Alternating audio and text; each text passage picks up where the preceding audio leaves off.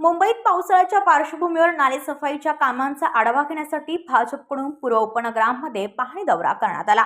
या दौऱ्यात भाजप मुंबई अध्यक्ष अमित साटम, आमदार मिहिर कोटेचा, स्थायी समिती अध्यक्ष प्रभाकर शिंदे आणि महापालिकेचे वरिष्ठ अधिकारी उपस्थित होते। अमित साटम यांनी सांगितले की पूर्व उपनगरातील नालेसफाईची सुमारे 65% कामे पूर्ण झाली असून काही ठिकाणी मोठ्या प्रमाणात कचरा आढळून आला आहे। प्रशासनाला याबाबत स्पष्टीकरण विचारले जाणार असल्याचे त्यांनी सांगितले। मुंबईची तुंबई होऊ नये यासाठी IIT बॉम्बे मार्फत विशेष आराखडा तयार करण्यात आला असून केंद्र सरकारकडून निधी मिळणार असल्याची माहितीही त्यांनी दिली। दरम्यान पंतप्रधान नरेंद्र मोदी यांच्या इंधन बचतीच्या आव्हानाला देश सकारात्मक प्रतिसाद देईल असा विश्वास व्यक्त करत राहुल गांधींवरही अमित साटम यांनी टीका केली। पश्चिम उपनगरामध्ये 3-4 दिवसापूर्वी आम्ही नालेसफाईची पाहणी केली होती। आज पूर्व उपनगरामध्ये या नालेसफाईचा पाहणीचा दौरा या ठिकाणी आहे। या ठिकाणी माझ्याबरोबर सभागृह नेते Ganesh Khandkar, standing committee chairman Prabhakar Shinde, स्थानिक आमदार मिहिर कोटेचा, सर्व नगरसेवक या ठिकाणी उपस्थित आहेत। आणि हा पहिलाच स्पॉट आहे, त्यामुळे पहिल्या स्पॉटच्या नंतर तुम्हाला काही आकडा सांगणं हे योग्य ठरणार नाही। कदाचित शेवटच्या स्पॉटची पाहणी केल्याच्या नंतर रिअलिस्टिक जो आकडा आहे तो मी तुम्हाला सांगू शकेन। परंतु या सेक्शनमधली नालेसफाई, फक्त या सेक्शनमधली ही साधारणतः 65% झाल्याचे निदर्शनास आलेले आहे। आता पुढच्या स्पॉटवरती ज्या वेळेला आम्ही व्हिजिट करू तेव्हा त्या ठिकाणची नालेसफाई कशी झालेली आहे हे आम्ही त्याचं निरीक्षण करू। या ठिकाणी मानखुर्दच्या लगत एक असलेल्या नाल्यामध्ये मोठ्या प्रमाणावरती फ्लोटिंग ट्रॅश हे आढळलेलं आहे। तो स्पॉट आजच्या या दौऱ्यामध्ये नियोजित नव्हता, परंतु ही नवीन माहिती समोर आल्यामुळे त्या स्पॉटवरती सुद्धा आम्ही या ठिकाणी व्हिजिट करणार आहोत। आणि मोठ्या प्रमाणावरती फ्लोटिंग ट्रॅश नाल्याच्या वरच्या पोर्शनमध्ये दिसण्याचं कारण काय, हा प्रश्न आम्ही प्रशासनाला विचारणार आहोत। होण्याचं कारण फक्त नालेसफाई नाही आहे, याची अनेक कारणं आहेत। भविष्य काळामध्ये मुंबईची तुंबई होऊ नये याकरता IIT बॉम्बे मार्फत मुंबई महानगरपालिकेने एक कॉम्प्रिहेन्सिव्ह रिपोर्ट तयार केलेला आहे। केंद्र सरकारने देशामध्ये 2 अशी शहरं निवडलेली आहेत ज्यामध्ये या ठिकाणी फ्लड मेजर्स करता केंद्र सरकार निधी देणार आहे। एक त्यामध्ये मुंबई आहे, दुसरा अहमदाबाद आहे।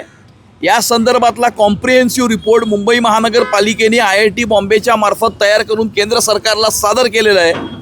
यावरती केंद्र सरकार निरीक्षण करून या संदर्भामध्ये पुढच्या 2 ते 3 महिन्यामध्ये केंद्र सरकारच्या मार्फत या ठिकाणी तो निधी देण्यात येईल।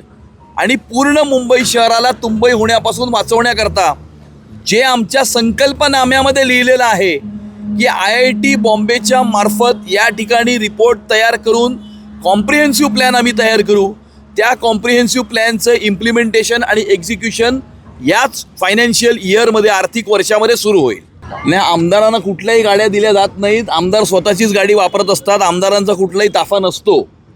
आणि पंतप्रधान नरेंद्र मोदीजींनी संपूर्ण जगामध्ये ज्या प्रकारची परिस्थिती निर्माण झालेली आहे, हॉर्मुझ स्ट्रेट ज्यामुळे त्या युद्धामुळे जो ब्लॉक झालेला आहे, त्यामुळे जगातला जो इंधनाचा जो सप्लाय आहे तो ब्लॉक झालेला आहे।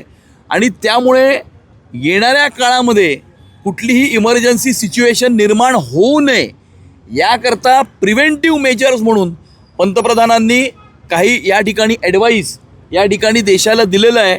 संपूर्ण देशवासी आपण बघितलं आहे की गेल्या 12 वर्षामध्ये जी आव्हानं प्रधानमंत्र्यांनी केली, संपूर्ण देशाने त्यांना ज्या प्रकारे सकारात्मक अशा प्रकारचा पाठिंबा दिला, त्यामध्ये गॅस सिलेंडरची सबसिडी सरेंडर करण्यापासून अनेक गोष्टींमध्ये कोविडच्या काळामध्ये सुद्धा मला हा पूर्ण विश्वास आहे की पंतप्रधानांच्या या हाकेलासुद्धा तमाम देशवासी सकारात्मक प्रतिसाद देतील।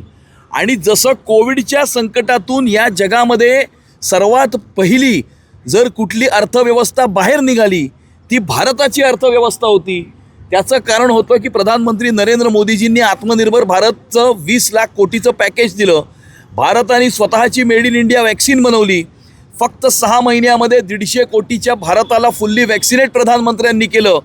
याचप्रमाणे या संकटातून सुद्धा सर्वात पहिला देश जर कुठला बाहेर निघेल जगामध्ये तो भारत देशच असेल. नाकर्तेपणाचे पुरावे आहेत. मोदी जे काय म्हणतात ते नाकर्तेपणाचे पुरावे आहेत. राहुल गांधी किती नाकर्ते आहेत हे या देशाच्या जनतेने राज्यामागे राज्याच्या निवडणुकीमध्ये याचं सर्टिफिकेट दिलेलं आहे. आणि त्यामुळे लोकशाहीमध्ये जनताच सर्वस्व असते, जनता जनार्दन सर्वस्व असते आणि जनतेने दिलेलं सर्टिफिकेट हे फायनल सर्टिफिकेट मानलं जातं. आणि प्रत्येक एक्झाममध्ये राहुल गांधींना या देशाच्या जनतेने फेल केलेलं आहे, त्याला नाकारलेलं आहे. आणि अशा फेल झालेल्या नाकारलेल्या नेत्याच्या वक्तव्यांकडे लक्ष देण्याची आवश्यकता नाही असं मला वाटतं.